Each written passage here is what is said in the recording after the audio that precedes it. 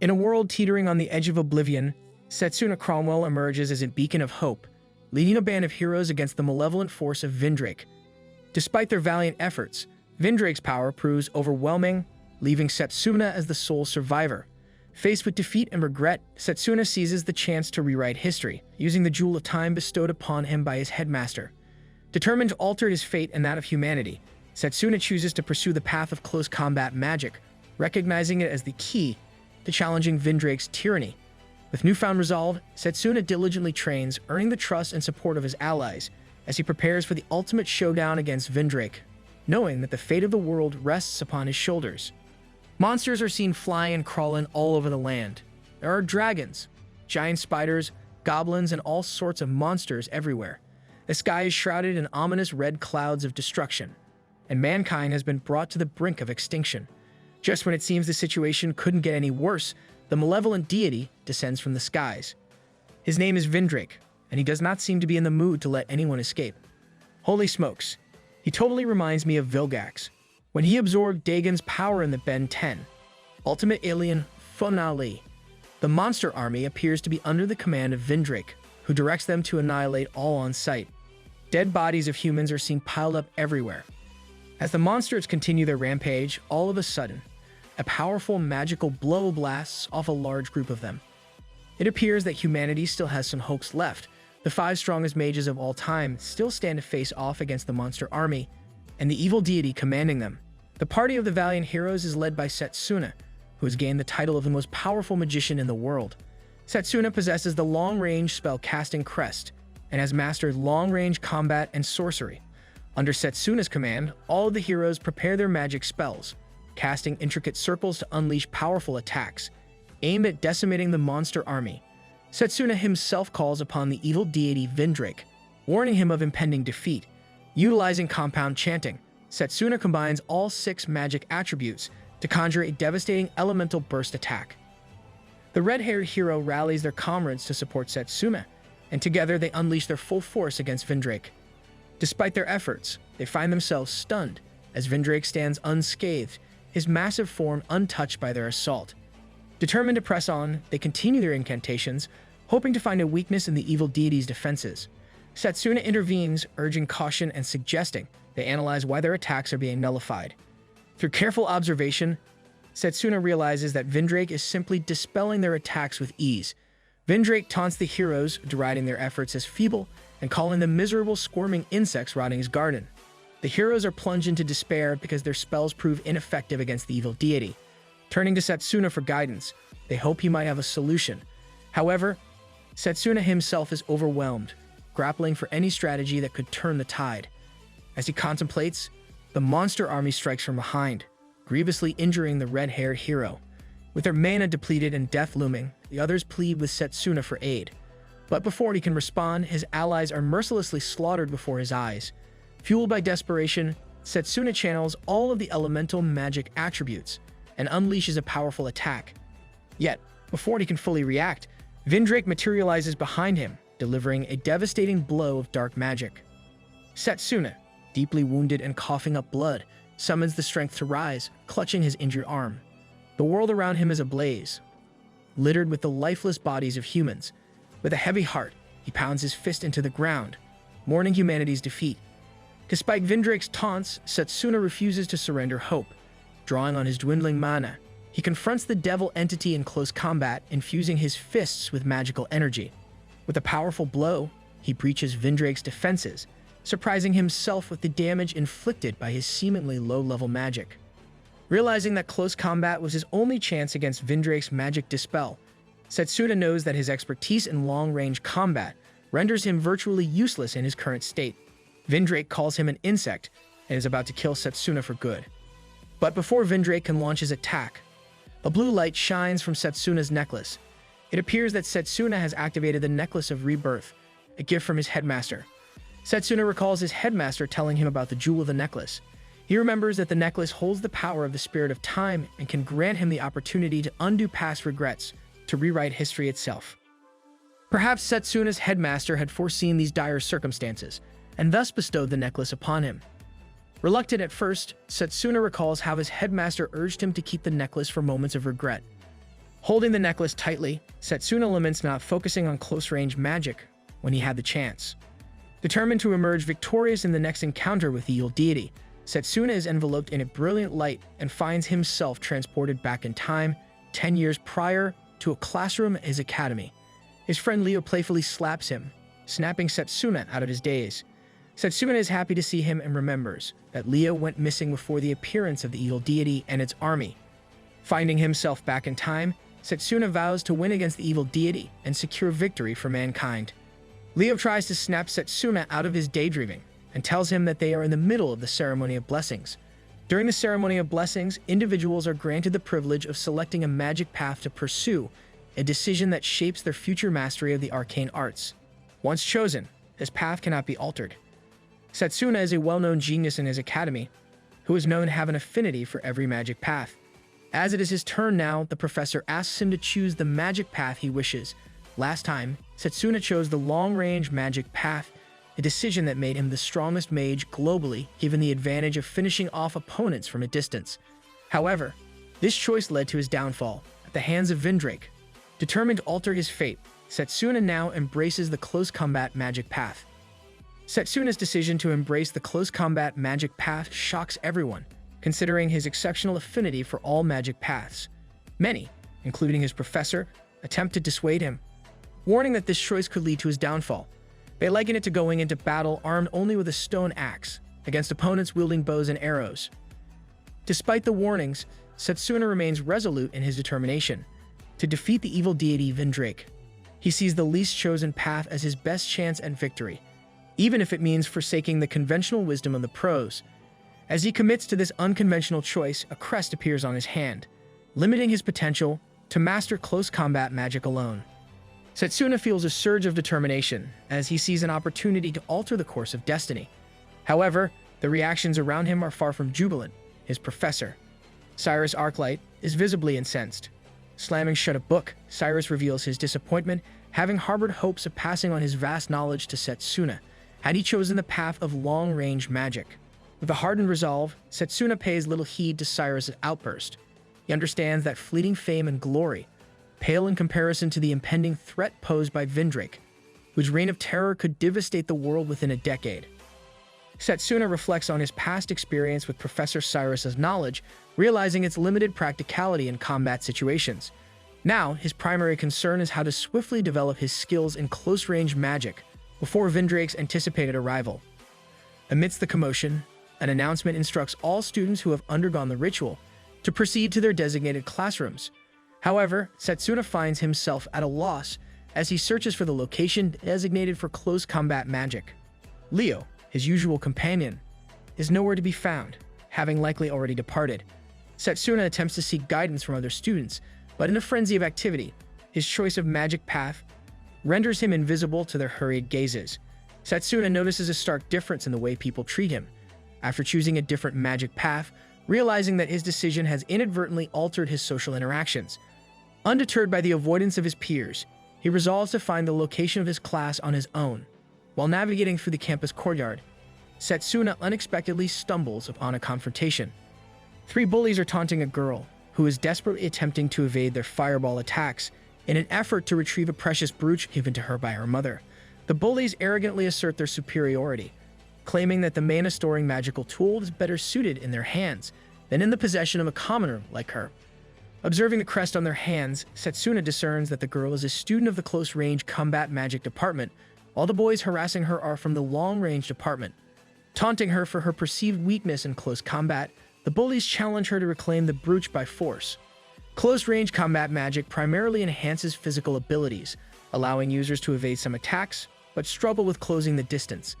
Despite the girl's determination to retrieve her brooch, she faces difficulty as she conjures a mana blade to retaliate against the bullies' fireball attacks. One of the bullies derides her, branding her as pathetic and claiming that she, as a close combat mage, will never be able to reach him, further belittling her existence. However, before his attacks can land, Setsuna steps in, swiftly moving with agility. He swoops in and carries her to safety, then inquires if she can lead him to the close-range combat magic department. Recognizing Setsuna, a renowned figure within the school, the bullies spot the crest of close combat magic on the back of his hand, viewing it as a prime opportunity to unleash their aggression. Setsuna braces himself for the confrontation, asserting that while close-range combat magic may be perceived as weak, its effectiveness ultimately hinges on the skill and determination of the user. Setsuna asserts that the outcome of a battle should not be determined solely by the quality of magic. However, the girl pleads with Setsuna not to engage in combat, cautioning him about the senior's potential to harm him. Undeterred, the bully launches multiple fireballs towards Setsuna. With focused determination, Setsuna channels all of his magic into his legs and executes a somersault, effortlessly dodging each incoming fireball. Reveling in his agility, Setsuna taunts the bully, questioning if they possess any other elemental abilities besides their reliance on fireballs. Frustrated by Setsuna's speed and agility, the bully struggles to land a hit on him. Frustrated by Setsuna's taunts, the bully summons fire elemental energy and hurls a powerful flame towards him. With swift precision, Setsuna condenses his magic into a sword and effortlessly slashes through the fiery attack. This mesmerizing feat leaves the bullies and the girl astonished, as they have never witnessed such mastery over magic. Setsuna explains to the girl that in a magical battle, proficiency often outweighs raw power. He recalls his own journey to becoming the strongest magician in the world, attributing his success to his precise control over magical energy rather than sheer power alone. Recognizing the potential of his abilities, Setsuna feels a renewed sense of determination. The leader of the bullies, overcome with fear and anger, ignores the warnings from his friends and attempts to conjure a powerful attack. However, before he can finish casting his spell, Setsuna swiftly closes the distance and hurls the bully away using a fist infused with mana. With effortless precision, Setsuna dispatches his adversary, realizing that he can easily overcome opponents within his reach. The bully's friends are filled with fear, unable to comprehend how Setsuna, wielding what's considered the weakest form of combat magic, effortlessly defeats their comrade. As Setsuna approaches them, they concede defeat and hastily retreat, carrying their unconscious friend with them. Setsuna returns the brooch to Leela and inquires about its significance to her. Leela expresses her gratitude and introduces herself as Leela Rosewell. In return, Setsuna introduces himself. Overwhelmed with gratitude, Leela asks Setsuna why he chose close combat magic despite having an affinity for all other magic paths. Setsuna has chosen this path with the belief that it will enable him to defeat Vindrake, though he knows Leela likely wouldn't believe him, even if he told her. He requests Leela to guide him to the close combat magic department. Leela, realizing they're already running late for the orientation, urges Setsuna to hurry along with her. As they dash towards their destination, Setsuna discovers that the department is situated at the edge of the campus, indicating that close combat magic is an unpopular choice. Along the way, Leela asks Setsuna to teach her how to create the mana sword he conjured earlier. Setsuna reassures Leela that creating a mana sword is all about mastering mana control. He then reminisces about a meeting with his headmaster. During the encounter, Setsuna was taken aback when the headmaster revealed two different magic seals, one on each hand. While Setsuna recognized the summoning magic seal on the right hand, the seal on the left was unfamiliar to him. Intrigued, Setsuna inquired about the unique seal, prompting the headmaster to promise to reveal its secrets to him at the appropriate time. However, that moment never arrived, as the headmaster was assassinated following the emergence of the evil deity, Vindrake. It seems that Vindrake had recognized the threat posed by his second magic path. If only the old geezer had taught him the magic, while he had the chance, things would have unfolded differently. Setsuna vows to learn it this time and change the fate of the world.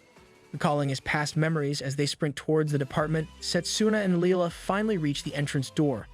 There, they encounter an imposing bald man, who demands an explanation from Setsuna for their tardiness. Leela attempts to explain, but the man seems uninterested in listening. Disparaging Setsuna, he asserts that despite any past accomplishments, choosing the close combat magic path renders Setsuna worthless. He even goes as far as to call Setsuna trash, jabbing a finger at his chest. Setsuna calmly lowers the man's hand and questions the reason for his rudeness, suggesting that as a professor of the department, he should take pride in teaching close combat magic. The bald man's expression twists further, and he grabs Setsuna by the collar. Undeterred, Setsuna expresses his belief in the untapped potential of close combat magic. With disdainful words, the cruel professor challenges Setsuna to prove his statement by breaking a large black steel rock. He leads them to where numerous students are attempting to break the rocks using close combat magic. Despite their efforts, they barely make a dent in the solid material. The professor announces to everyone that their first assignment will be to break the rocks to determine their rank in the class. Those who fail to extract the crystal embedded within the black steel rock will face punishment. After scolding the students for their inability to break any of the rocks, even after an hour of trying, the professor sets the stage for Setsuna's test. The students express their frustration, stating that the rocks are exceedingly hard, and they are unsure how to break them with their magic. One student even suggests that the professor is taking out his frustration for not being promoted by the Magic Academy. Ignoring their comments, the bald professor directs Setsuna to a massive rock, taunting him to demonstrate the potential of close combat magic he boasted about. Setting a strict time limit of just 10 minutes, the professor challenges Setsuna. Layla attempts to advocate for Setsuna, pointing out the impossibility of breaking the large black steel rock within such a short time frame, especially considering its size compared to the others. Disregarding her objections with a disdainful smirk, the professor dismisses her and claims that 1 minute has already passed as she argues. Setsuna reassures Leela and approaches the imposing rock. Seeing the daunting challenge ahead, the professor, confident that breaking such a massive rock within 10 minutes is impossible, offers Setsuna a chance to apologize and bow down. Promising additional time, Setsuna, remaining composed, declines the offer, stating that even 10 seconds would be sufficient. This defiance angers the bald professor. Concerned for Setsuna's well-being, Layla warns him against recklessness, deeming the task utterly impossible. The professor, aware of the rock's exceptional size and density, knows that even attempting to break it would require at least 30 minutes. Driven by a desire to humiliate Setsuna, he issues a warning that no second chances will be given. Setsuna strides forward, determined to prove his words. He understands that becoming the best in his department is the least he can do to earn recognition from the headmaster. Focusing on his mana, Setsuna shapes a magnificent blade and strikes the stone with all his strength. His resolve is unwavering, unwilling to let trivial obstacles deter him from his goal. As Setsuna's blade strikes the rock, it seems to barely leave a scratch. The professor, like a hungry wolf, accuses Setsuna of being all talk. But before the professor can even contemplate a punishment, the rock shatters into thousands of fragments. Setsuna retrieves the crystal embedded within the rock and presents it to the professor, leaving him stunned. The professor had never imagined that Setsuna could conjure such a feat. The students who witnessed the rock breaking are left bewildered. Some speculate that Setsuna might be stronger than their bald professor. Refusing to believe what he's seen, the professor accuses Setsuna of cheating and refuses to acknowledge his achievement. Setsuna retorts that if a professor of his caliber requires even 10 minutes to break such a rock, perhaps he should consider relinquishing his position and starting anew as a student. His words hang in the air, challenging the very authority of the bald professor. Perhaps the professor was dozing off during the lectures, where the method of breaking stones was being taught. The professor, unable to tolerate his embarrassment, becomes infuriated. However, before he can act, a senior professor named Lionel intervenes, grabbing Professor Zakari by the head. Lionel, the head of the close combat magic department, appears with a cigar in hand, questioning Zakari about his behavior towards the students. Accusing Zakari of disturbing his nap, Lionel asserts that Setsuna did not cheat. Professor Lionel elaborates that Setsuna broke the rock by discerning the flow of mana within it and targeting its weakest point, which facilitated its easy fracture. He derides Zakari for his lack of knowledge, despite being a professor, emphasizing the simplicity of Setsuna's method. To impart a lesson, Professor Lionel declares that Zakari will demonstrate Mana Guard to shield himself from Lionel's forthcoming attack. Professor Lionel gathered mana around his body and instructed Zakari to prepare himself, reassuring him that he wouldn't die if he had been training regularly. Overwhelmed with fear, Professor Zakari apologized to Head Professor Lionel, promising not to bully students again. However, Head Professor Lionel was determined to demonstrate Mana Guard to the students. With a swift motion, Professor Lionel shattered Zakari's Mana Guard with his fist, sending him hurtling toward the door. Setsuna was impressed by his immense strength. Head Professor Lionel then turned his attention to Setsuna, offering him words of encouragement and appreciation for his abilities. Setsuna confidently expresses to Head Professor Lionel that being part of the close combat magic path doesn't mean he's destined for defeat against students from other departments. He pledges to rise to the top of his class with determination. Impressed by Setsuna's spirit, Head Professor Lionel promises to teach him everything he wants to learn. Recognizing Setsuna's potential, Professor Lionel considers him as a potential candidate to represent the close combat department in the upcoming exchange match. He warmly welcomes all the students to the close combat department and informs them about the significance of the exchange match, where the 8 magic departments compete for honor and prestige. Professor Lionel elaborates that a representative is chosen from each department to compete in a tournament. Setsuna recalls his previous victory in the tournament as a representative of the long-range magic department, which earned him recognition from the headmaster. Knowing how crucial it is for him to gain recognition once again, missing out on the opportunity to represent the close combat department is something he cannot afford. While Setsuna reflects on his thoughts, he notices other pieces of rock scattered on the ground. Head Professor Lionel reveals that Setsuna isn't the only one who passed the test, mentioning another powerful student who broke the rock with his bare fists. He introduces this student as Drago Okard. Drago Okard approaches Setsuna, questioning his decision to choose close combat magic, despite having aptitude in all other magic paths. Setsuna responds cryptically, hinting at personal reasons for his choice. Drago interrupts him, mocking Setsuna's seemingly weak physique and boasting about his family's long lineage of excellence in close combat magic. He proudly declares that he has trained his body for 17 years to uphold the honor of his family. Displaying his prowess, Drago delivers a powerful punch into the air beside Setsuna's head. The force of his punch causes some nearby students to stumble, but Setsuna remains composed. Drago challenges Setsuna to a duel, adamant that he won't allow someone he perceives as a mere joker to claim the representative position. Setsuna recalls Drago as the most prominent student from the often underestimated close combat magic department. Despite this, he eagerly accepts Drago's challenge, determined to prove himself. Head Professor Lionel encourages both candidates, announcing their match in 1 week's time. Drago issues a stern warning to Setsuna, urging him to prepare for a fight to the death. As the students discuss the upcoming challenge, opinions vary on the likely winner. While some doubt Setsuna's chances against Drago's years of training, Leela expresses concern for Setsuna's odds. Setsuna confides in her, admitting that he currently lacks the strength to defeat someone with 17 years of training. However, he hints at a secret plan he has in store. Setsuna leads Leela away from the close combat magic department into the depths of the forest, eventually arriving at a secluded spot near a towering tree. In response to her curiosity, Setsuna reveals that this is his secret training spot, known only to him. He confides in Leela, explaining his intention to undergo rigorous training here to triple his current strength. Setsuna senses the power around him and interprets it as a sign of acknowledgement from the surroundings. Leela, noticing the green aura enveloping him, asks about it. Setsuna explains that it's the blessing of the sacred tree, reserved only for those recognized by it. This divine mana accelerates his mana recovery, allowing him to train tirelessly until he reaches his limits. Impressed by Setsuna's connection to the sacred tree, Leela expresses concern about Drago's natural prowess as a close combat mage. Feeling indebted to Setsuna for his earlier assistance, Leela pledges to aid him in his training. She decides to observe Drago's training regimen firsthand and heads to the training room, where she witnesses Drago's intense workouts. In the training room, Drago inquires about the presence of the black steel rocks to the professor, raising suspicions. However, he reassures the professor that he doesn't intend to break them. Instead, he plans to borrow them temporarily. Drago proceeds to tie the rocks to his back and engages in rigorous push-up exercises. Concerned by Drago's intense training, Leela hurries to inform Setsuna. Finding him relaxing under the sacred tree, she interrupts him to convey the urgency of the situation.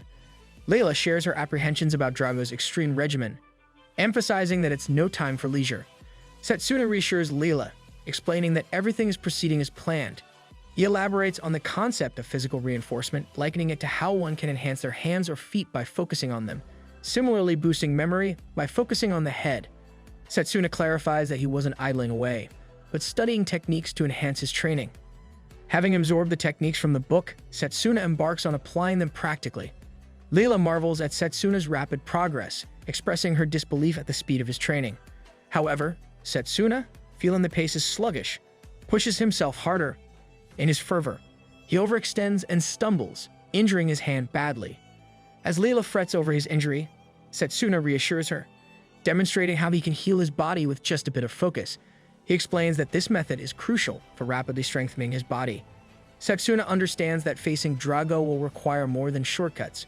He needs to undergo this cycle of destruction and reconstruction, countless more times to stand a chance. Observing Leela's concern over the painful process, Setsuna offers her a reassuring smile to ease her worries.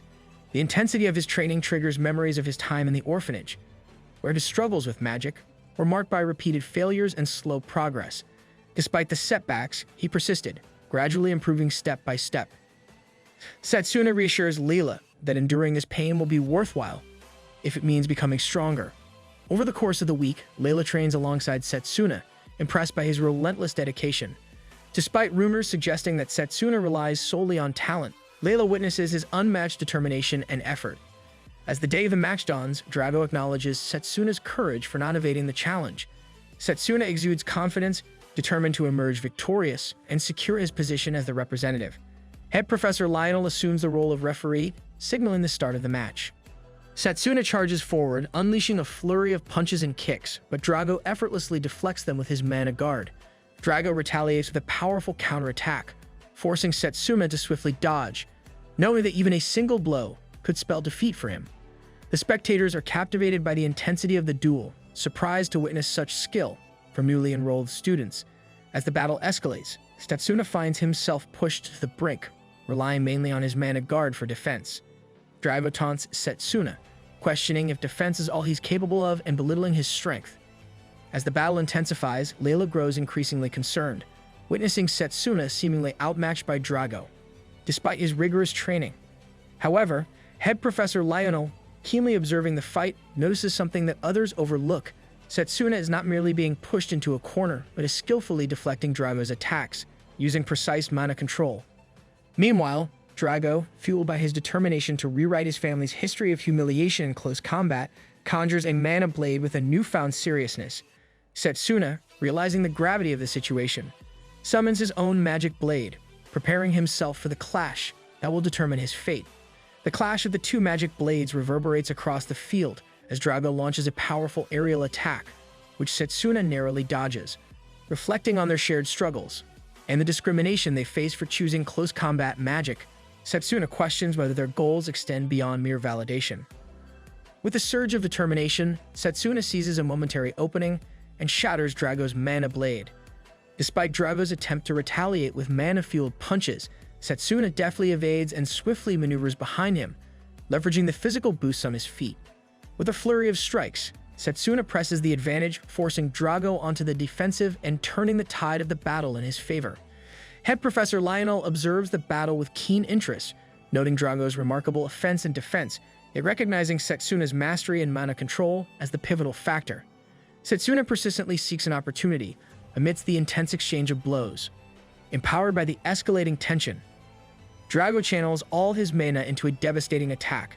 Although Setsuna narrowly evades, Drago's exertion briefly immobilizes him, creating a vulnerable moment. Seizing the chance, Setsuna feigns vulnerability, luring Drago into a false sense of opportunity. However, Drago rebounds with a ferocious counterattack, striking Setsuna with formidable force. To Drago's astonishment, his attack connects with nothing but Setsuna's elusive after-image.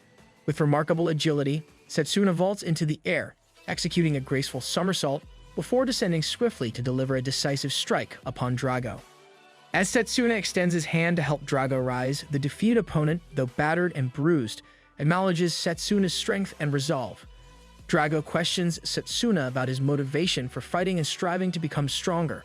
Setsuna responds earnestly, expressing his refusal to accept defeat and his determination to protect what is dear to him.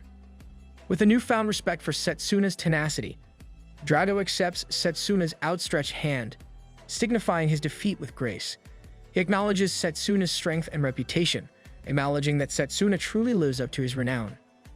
With his newfound power and training, Setsuna feels more confident than ever that he's on the right path to defeating the evil Vindrake. Head Professor Lionel's announcement that Setsuna will represent their department in the exchange match only adds to his determination.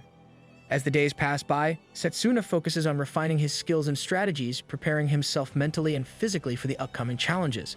Finally, the day of the exchange match arrives and Setsuna is ready to showcase his abilities and prove himself on the battlefield. As Setsuna bids farewell to Head Professor Lionel, he assures him that he will conduct himself appropriately during the matches. With a nod of understanding, Setsuna heads towards the gathering place, where all the contestants are assembled. However, his confidence is momentarily shaken when a slender guy wearing spectacles mocks him, for representing the close combat department, calling it the loose department. Despite the taunts, Setsuna remains focused and determined to prove his worth on the battlefield. As the representative of the enchantment magic department approaches Setsuna, his words drip with disdain. With a sneer, he remarks that Setsuna has willingly stepped into the spotlight to showcase his incompetence to everyone. Observing the crest on Setsuna's hand, he confirms his assumption that Setsuna hails from the close combat magic department. With a deliberate step, he plants his foot on Setsuna's, a disrespectful gesture intended to provoke him. Finally, he announces that Setsuna will be his first opponent in the upcoming match. With a venomous tongue, the representative of the enchantment magic department mocks Setsuna and his close combat companions, deriding them for their lack of success over the past century.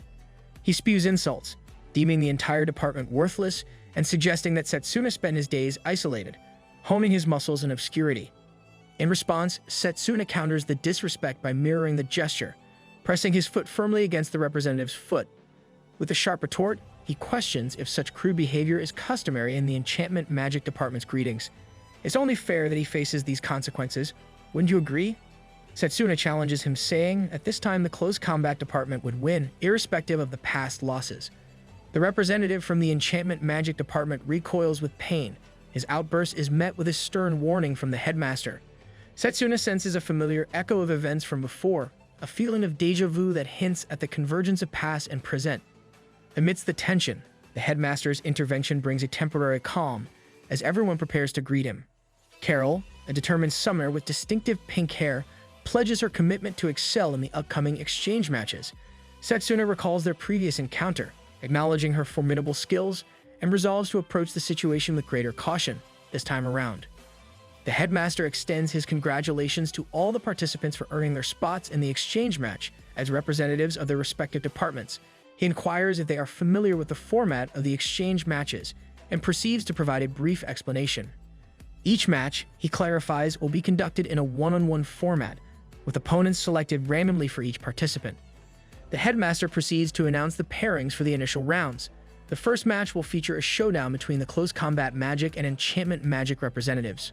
Following that, the healing magic representative will compete against the long-range magic representative. In the third match, the formation magic and summoning magic representatives will face off. Lastly, in the fourth and final match, the uncategorizable special magic will be pitted against the alchemy magic department representative. The headmaster further informs them that the matches will commence in 10 days' time, leaving it up to them to decide whether to focus on training or rest until then. Before departing, he extends his best wishes to all the participants.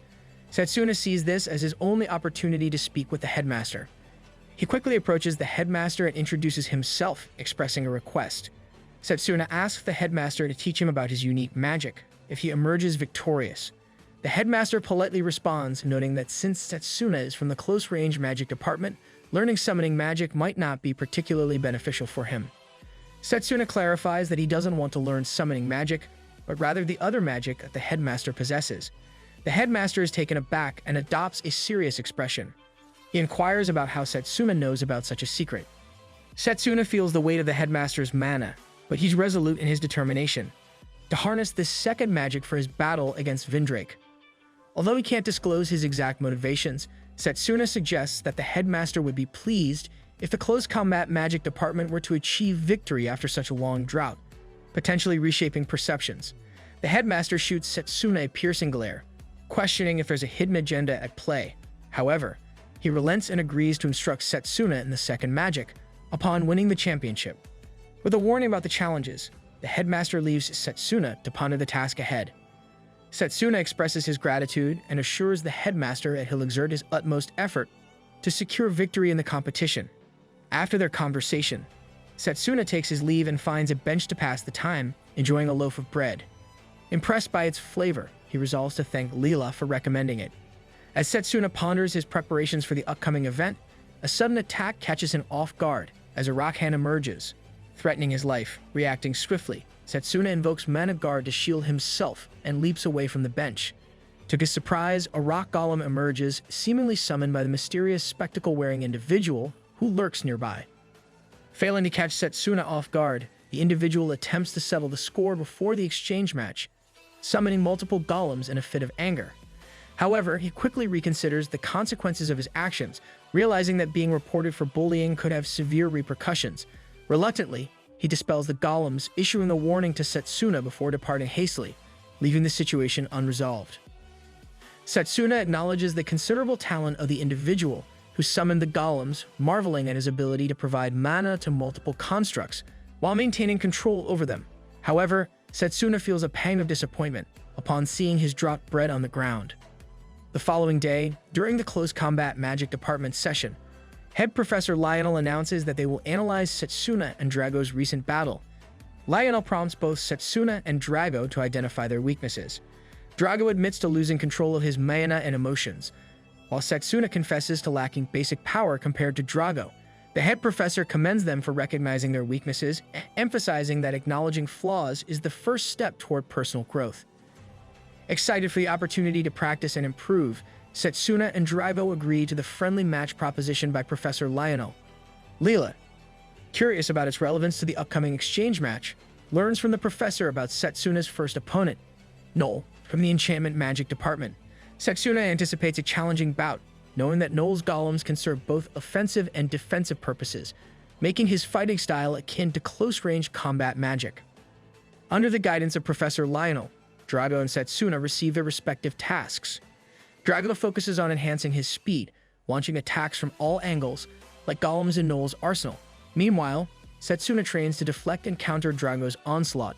Drago, determined to improve, warns Setsuna to brace himself for a tougher battle this time. As Drago charges in with mana-fueled fists, Setsuna evades his strikes. However, Drago's improved speed and power catch Setsuna off guard. Forced to rely on mana guard for defense, Setsuna finds his reaction sluggish. Following Professor Lionel's instructions, Setsuna dodges one of Drago's punches and seizes the opportunity to launch a counterattack. As the day's practice comes to an end, Head Professor Lionel hands out water and tells Setsuna that if he continues his progress, he'll soon handle multiple golems effortlessly. He advises Setsuna to maintain his guard, regardless of how intense the training gets. Lionel beams with pride as Setsuna absorbs every direction he gives. Days pass swiftly, and it's finally time for the 781st Elmridge Magic Academy exchange match. As the match is about to begin, a person arrives to ask people who they're betting on. Setsuna's department stands alone in supporting him, as the close combat magic department is seen as the weakest among the others. The guys from the long-range magic department bet on Setsuna, seeing him as a dark horse, due to experiencing his power firsthand. Meanwhile, the crowd's attention shifts to Actor, from the long-range magic department, who appears remarkably relaxed before the match. Doesn't this Actor guy give some creepy vibes? If Setsuna wins his match, which seems likely given his high chance of success, he will advance to face the winner of the first match in the tournament. Before the battle commences, the stage changes randomly, revealing a desert setting. This terrain is ideal for Noel, who specializes in golems. The crowd cheers for Noel, underestimating the close combat department. Leela becomes furious at their dismissal and urges them to watch closely. Professor Lionel calms her down, and Setsuna appreciates her support. As the match begins, Noel displays his overconfidence by revealing a fragment of black steel rock and tossing it into the sand, summoning a massive golem. He boasts that not even a sharp blade can scratch his creation. Then he produces a bag filled with similar fragments and summons multiple golems. Noel boldly declares that Setsuna only has a 0.01% chance of winning the match. It looks like Noel has been collecting the stones from the ground and even the garbage drums for the whole of the past week. Looking at the numbers of the golems, Leela gets worried about Setsuna. Brimming with confidence in the sandy arena, Noel boasts that Setsuna won't be able to even get close to him. The crowd, swayed by Noel's bravado, urges Setsuna to surrender, convinced he stands no chance against the swarm of golems. Noel, taunting Setsuna, asks if he has any final words. Setsuna, unfazed, chuckles at Noel's predictable strategy, deeming it boring. This ignites Noel's fury, prompting him to command his golems to attack Setsuna. As the golems charge, kicking up clouds of dust, Setsuna swiftly materializes his mana blade, effortlessly dismantling each golem. He informs Noel that he has mastered the black steel rock, stunning both Noel and the spectators. Recognizing Setsuna's overwhelming power, Noel resorts to trash talk in a feeble attempt to mask his fear. He boasts about his ability to summon countless golems, conjuring another wave to confront Setsuna. Unfazed, Setsuna confidently asserts that close combat magic reigns supreme in close-quarter combat, rendering Noel's golems useless against him. With graceful swordplay, Setsuna effortlessly dismantles the second wave of golems, showcasing his mastery over the battlefield. Realizing his impending defeat, Noel frantically attempts to summon even more golems, but before he can succeed, Setsuna swiftly closes the distance with a dash, delivering a devastating punch to Noel's face. As Noel crashes to the ground, defeated and unconscious, Setsuna stands tall amidst the settling dust. With Noel sprawled out like a fainted Pokemon, the referee swiftly declares Setsuna as the victor. A wave of relief washes over the stadium, marking the first victory for the close combat magic department in a century. Some students, trying to focus on the match, speculate that Noel's strategy of continuously summoning golems ultimately backfired, leading to his defeat. However, the truth remains obscured by the settling dust. Professor Cyrus, head of the long-range department, clenches his teeth, recognizing Setsuna's potential and the implications of his victory. Meanwhile, Actor, the representative of the long-range magic department, is visibly impressed by Setsuna's prowess and decides to approach their upcoming match with caution. As the second match begins, Setsuna keenly analyzes his opponent's moves, seeking clues and references for the battle ahead. Leela expresses her admiration for Setsuna's victory, acknowledging his efforts. As Setsuna observes the matchup between summoning and formation magic, he recalls his previous experiences before the regression and predicts that Carol, the skilled summoner, will emerge victorious. Watching Carol and her opponent engage in battle, Setsuna finds their movements captivating and believes he can learn valuable lessons from their techniques. Leela, however, remains focused on her goal of becoming stronger in the close combat magic department, emphasizing her dedication to their shared path. Setsuna listens intently as Leela shares her reason for joining the close combat magic department. She recounts a harrowing experience when she and her brother were attacked by a grizzly bear in the forest, feeling helpless, until a close combat mage intervened and saved them. Inspired by this act of heroism, Layla decided to pursue the path of a close combat mage, driven by the desire to protect others, just like her rescuer did for her and her brother. Layla blushes at Setsuna's reassurance, but he encourages her, emphasizing the importance of having a goal and the determination to grow stronger. Suddenly, Leo Elmcrest appears, surprising Setsuna. Setsuna remembers Leo as his friend from the long-range magic department, noting that Leo was the second strongest mage in the department, following Setsuna himself before the regression. Leo Elmcrest compliments Setsuna on his strength, despite choosing close combat magic.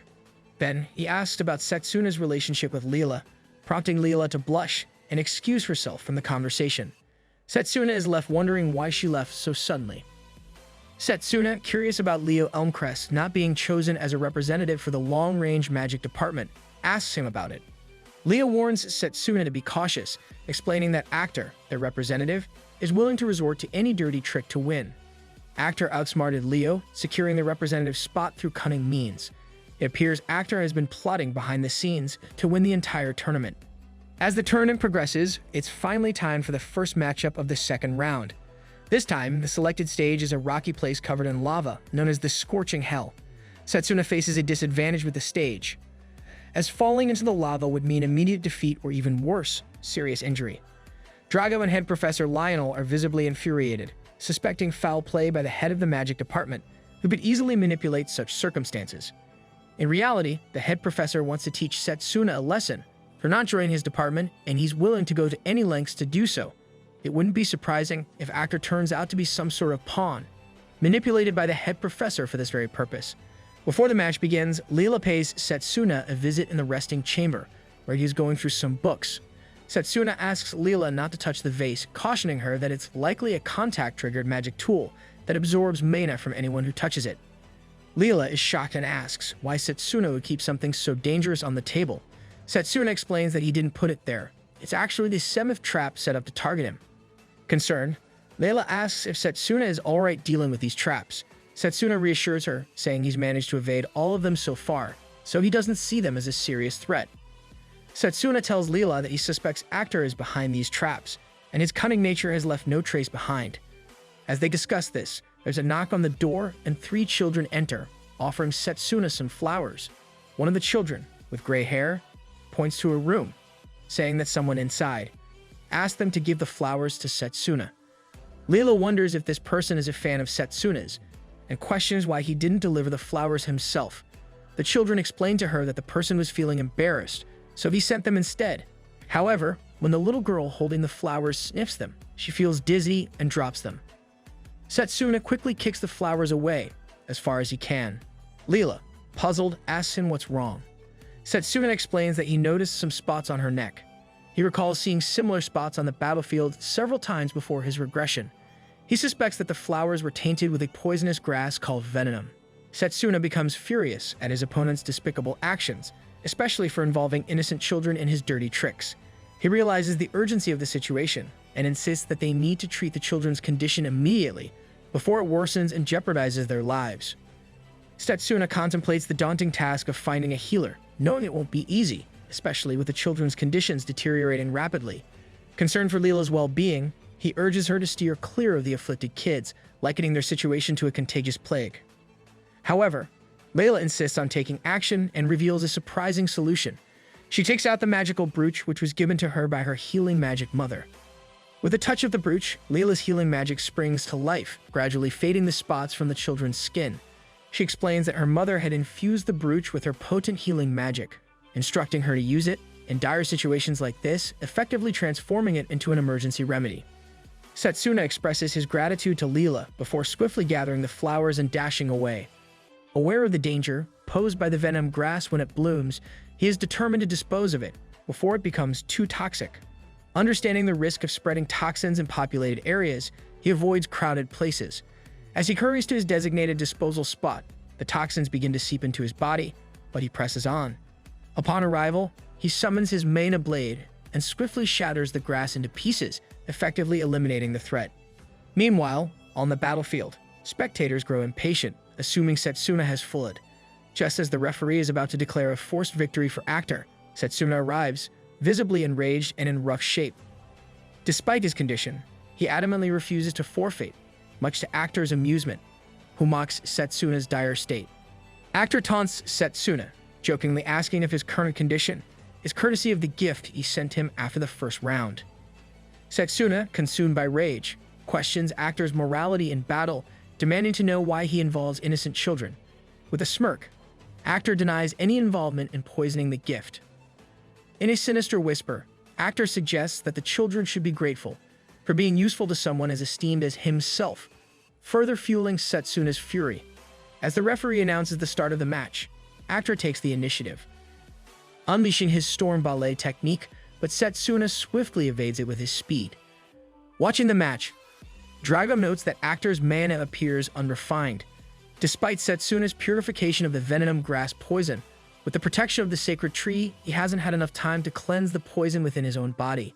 Nonetheless, Setsuna continues to evade Actor's attacks skillfully. The head of the long-range magic department smirks, believing Setsuna has fallen into his trap.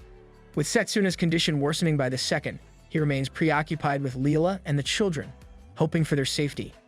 Exhausted, Setsuna seems to struggle while the crowd ridicules him, convinced that close-range combatants have no chance against long-range magic users.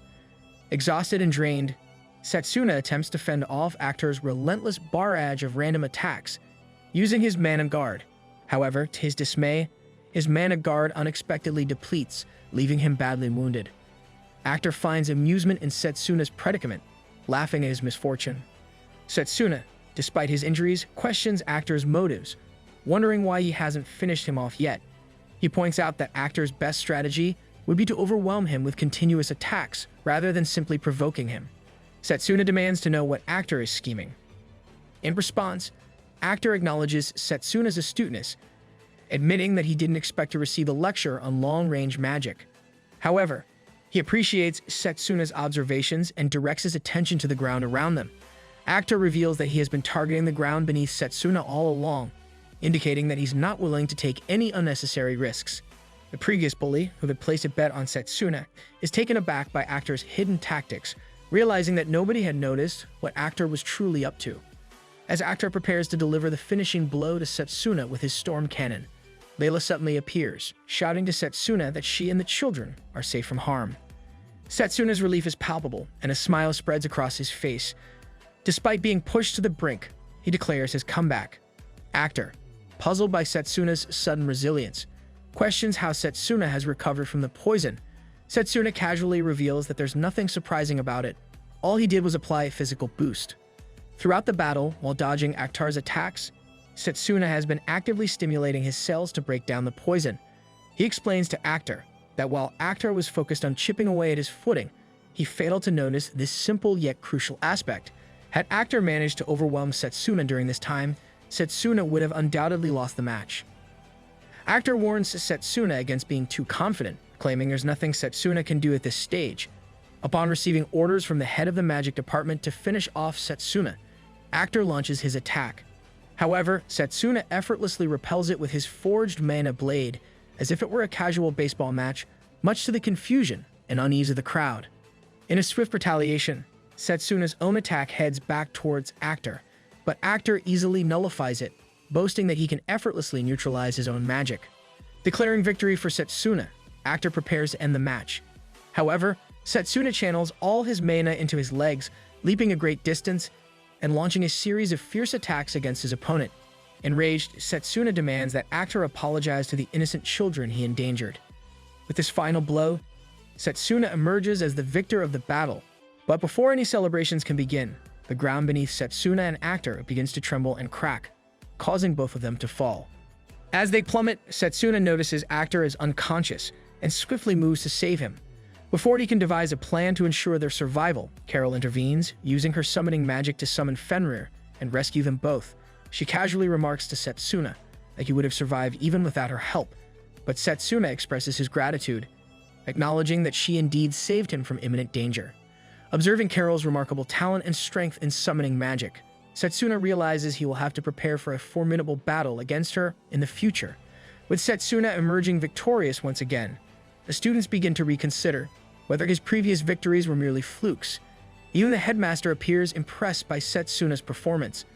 Witnessing Setsuna's victory, the head of the magic department becomes enraged and berates Setsuna. But after receiving first aid, Setsuna is appreciated by his own department.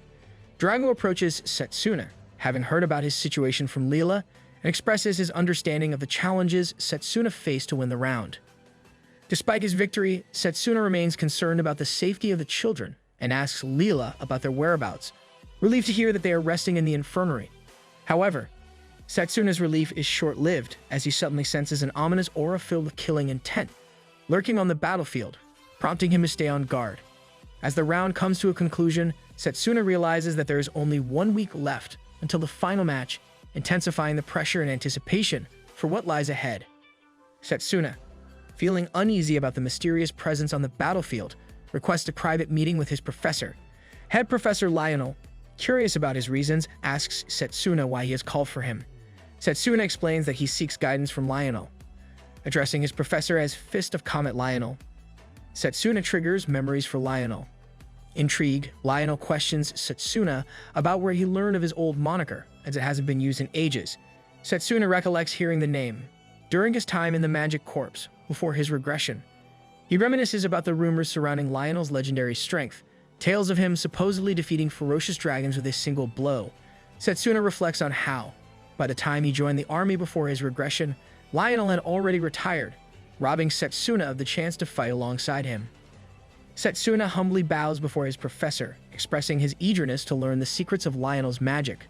He praises Lionel as the most powerful close combat mage he has ever encountered and expresses his desire to learn from him.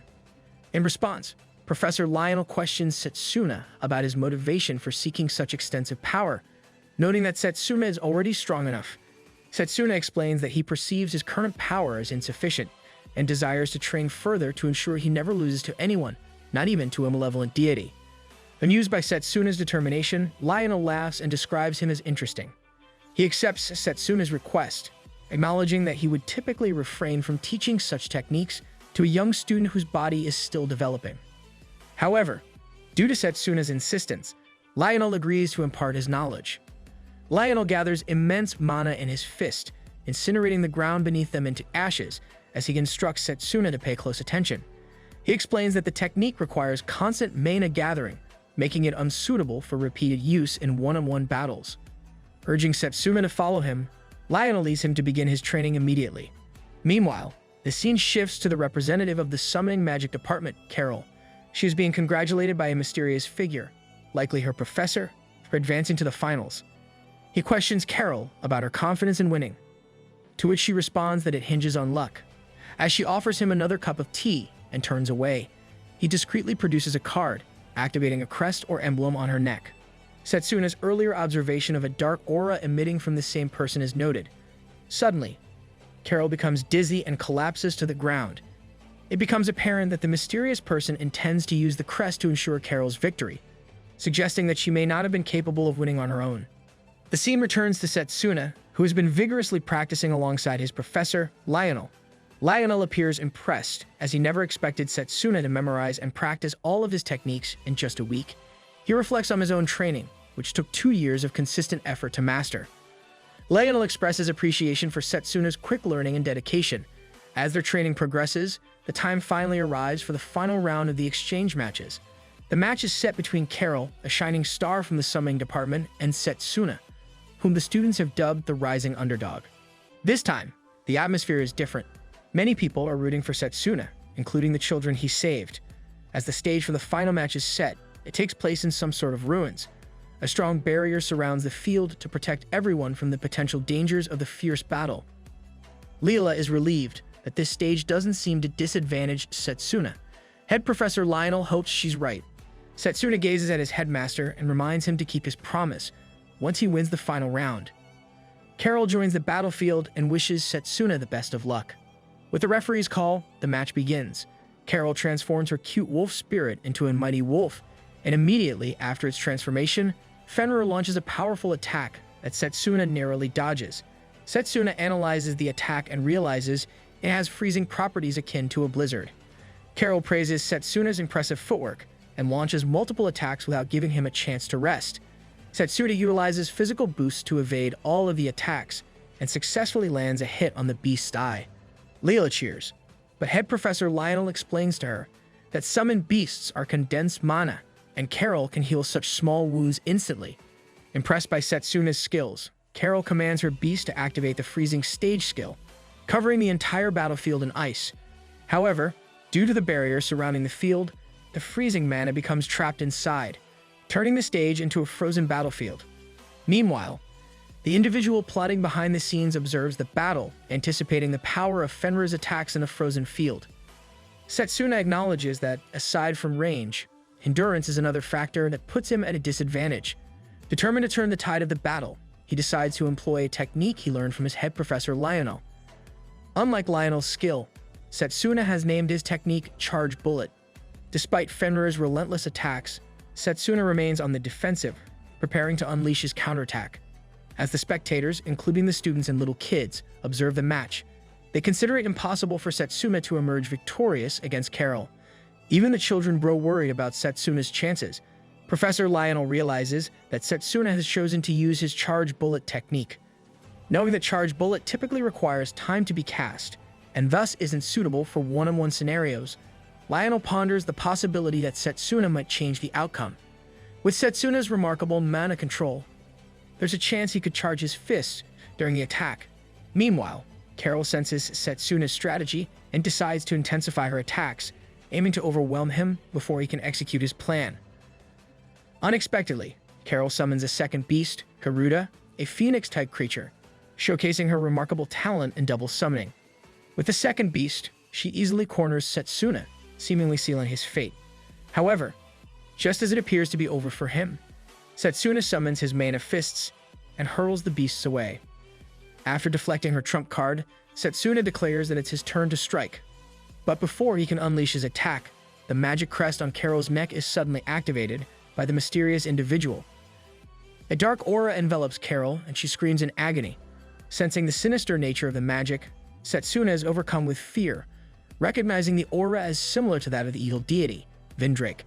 As Carol becomes consumed by the evil, she unleashes multiple summoning magic, conjuring numerous monstrous beasts resembling those from the army of Vindrake.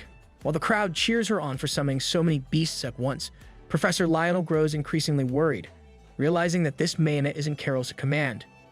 Recognizing the gravity of the situation, Head Professor Lionel shouts to stop the match and cancel the barrier magic. However, it becomes apparent that the caster of the barrier circle is no longer present. Since barrier magic can only be undone by its caster, it's evident that the evil person has the caster under their control.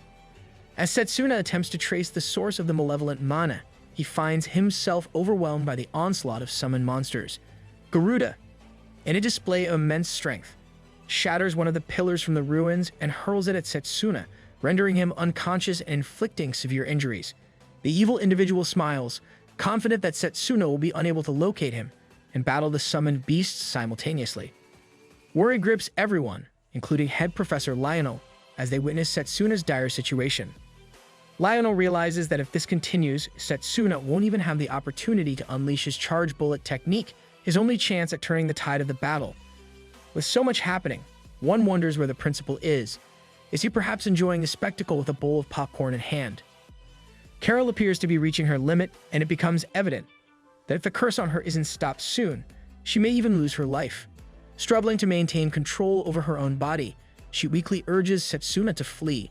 Setsuna's suspicions about her being controlled are confirmed, but despite her plea, he refuses to abandon her to die. Continuing to fight the summoned beasts, Setsuna searches for an opening.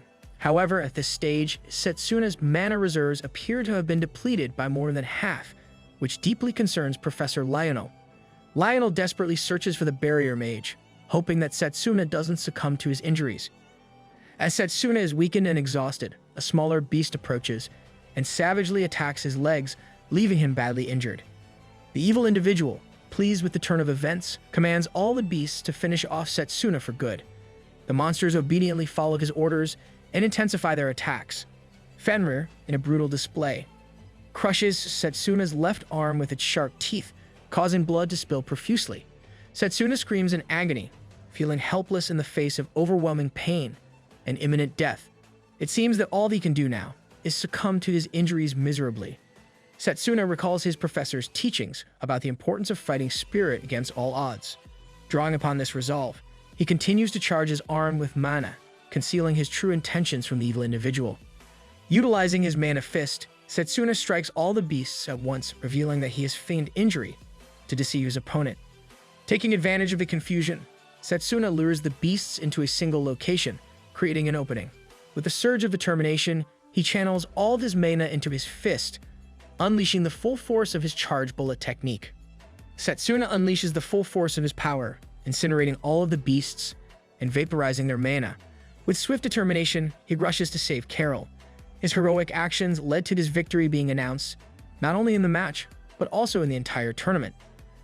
From a distance, the headmaster smiles, recognizing the significance of a victory, secured by a student from the close-range combat department, a feat not achieved in almost a century. As the exchange match tournament draws to a close, the crowd erupts in cheers for Setsuna, a victor unexpected yet deserving. Even those who had doubted him, including Leela, Drago, and the bullies from the start, join in the jubilation as their department emerges triumphant.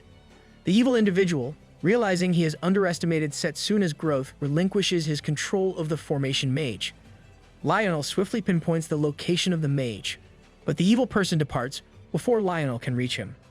Lionel discovers the mage unconscious on the ground. As a result, the barrier dissolves and the headmaster enters the field.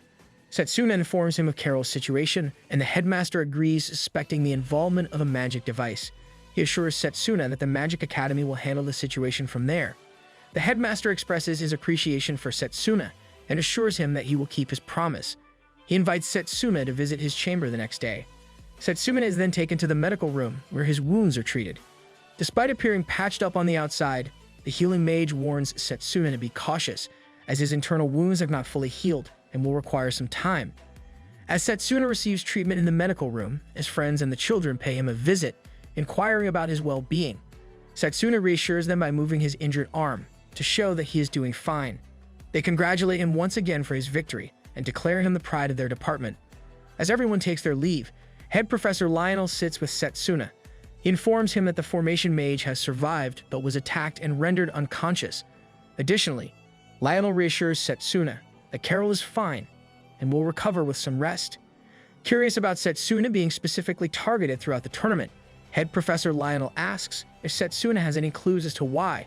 Later that night, the evil individual goes to the room where Carol is resting. Encountering a barrier at the door, he easily dispels it.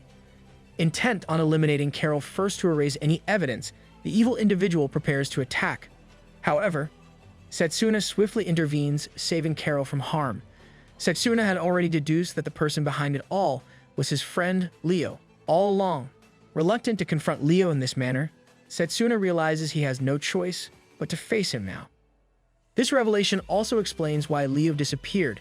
Before the appearance of the evil Vindrake, he had been the subordinate of the evil deity all along. Now, Setsuna must prepare to confront his friend in battle, knowing that their friendship may be irreparably altered by this revelation.